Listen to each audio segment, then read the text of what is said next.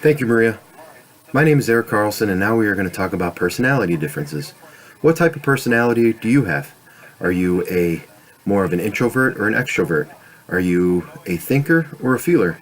These are the types of things that you need to be aware of, because when you are in a new group, not everybody's going to know what your type of personality is, and knowing these types of personalities, what yours is, and how to deal with others is going to make or break your group's quality of work.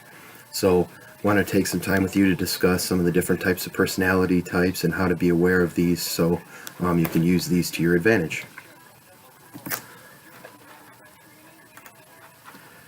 So as we talked about, personalities have a way of, they can have a big impact on the group. Either it can hinder or excel a work group's performance.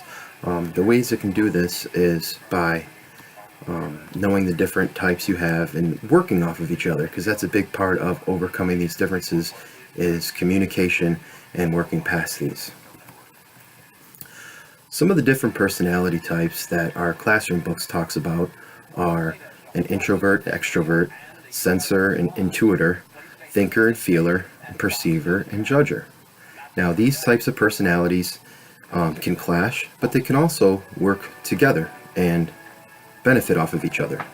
For example, a introvert, if you look on slide 17, an introvert, they are independent, they work well by themselves, they work good on ideas, versus an extrovert who is very team oriented, they are open, they can also be impulsive and impatient. Now these two different types of personalities can clash, because one can look like they are going off by themselves and not trying to participate, when really that's just the way their personality is and they work better by themselves. So knowing how to manage someone like that is really going to make a difference in your overall work performance.